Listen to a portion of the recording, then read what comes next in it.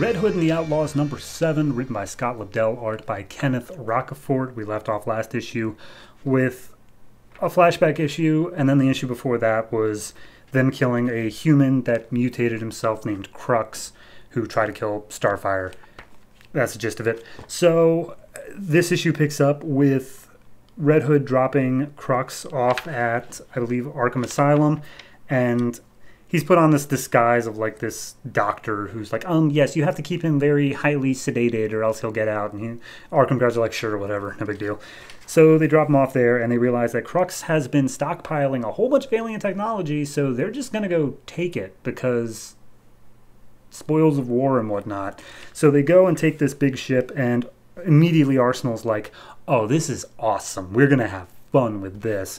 And Starfire's a bit upset because she really wanted to kill the guy, but apparently, well, not even kill the guy, at least bring him to justice. But Red Hood was like, hey, on this planet, they don't really give rights to aliens, so they probably would let him walk free. It's better to just put him in Arkham and forget about him.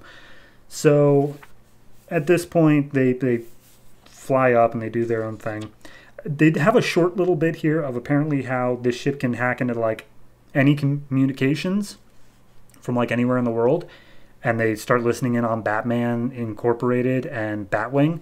So maybe that's a thing. I don't know. Regardless, they start flying around, and then Red Hood sees a pillow of black smoke, which then turns itself into Essence, his former member of the All Cast.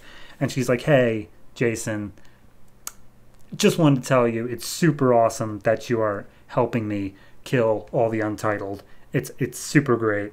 And it's revealed that they weren't just besties, they were also sort of kind of doing it. So that's a thing. But then he realizes that she basically led him into a trap by sending him to the All Cast where he was jumped and then sending out to the All Untitled. Like, all this was her doing. So he brings out that big sword thing that he got and starts slashing at her. And during this time, Arsenal and Starfire can't see her. It's just Jason talking to himself. And he's basically just trying to ask for answers as to why she's doing what she's doing. And after a little bit, she does become visible to Arsenal and Starfire. And immediately Essence starts getting pissed off and breaks the sword thing, which apparently is supposed to be indestructible. And so then an all-out battle starts to happen. And apparently she was cast out of the All Cast due to some big betrayal that she did, and she won't reveal exactly what it is.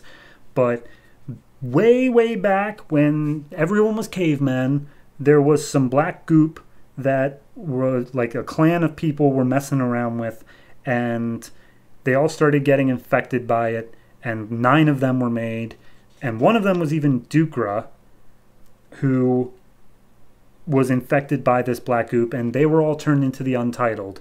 And when that happened, Dukra is actually Essence's mother.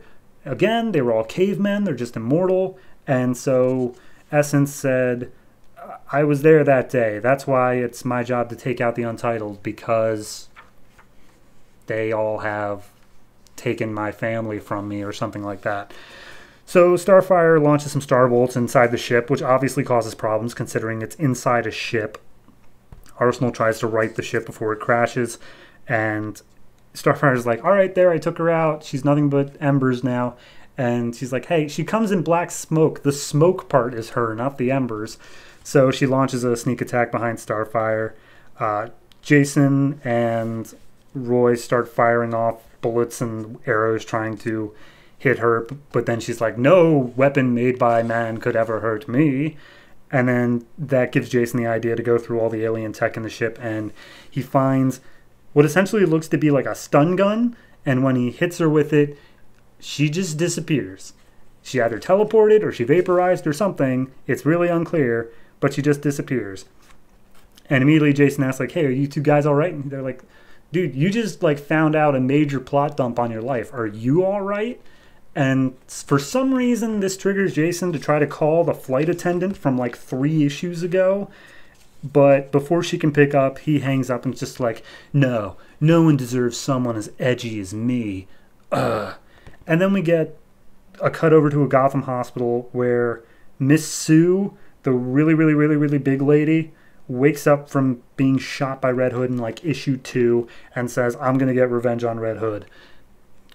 Because, yeah, that's... This is like almost by definition, like, it feels so much like a filler issue.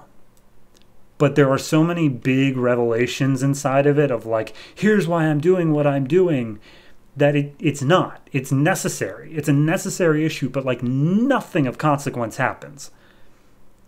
All we got was the flip on Essence, who was already a Black Shadow like demon lady to begin with. So pretending that she was good for even this long is honestly shocking. Nothing here felt important. And it didn't help the fact with your big reveal at the end of the issue is the fact that a character I have completely forgotten about, who is also in Gotham, way far away from Spaceship Gang, is mounting an attack on Red Hood. Like, what? Who cares? Her power is that she's big. It's just frustrating of how, like, the stakes don't feel like anything sometimes, and yet other times it's like, nope, the fate of the universe is at hand. Like, just pick one. Which one are you doing here? So, I don't know. This one, I honestly can't put it above like a 5.5, and most of that comes down to the fact of it's just not... It's not doing anything. Like, I know that they're setting up Essence as like, oh, now it's like a 3-way battle where she's doing something bad, but then she's also helping with Red Hood to take out the Untitled, who are also doing something bad. But like, I don't care. You've brought up this character barely before, and you're just expecting the fact that, oh, well, she had a history with Red Hood. Oh, did she? I didn't see it. I have no connection here. You're just telling me she did, and that's supposed to be enough. So, no, it's like a 5.5, and the art is fine, but it does leave a lot to be desired at points. So,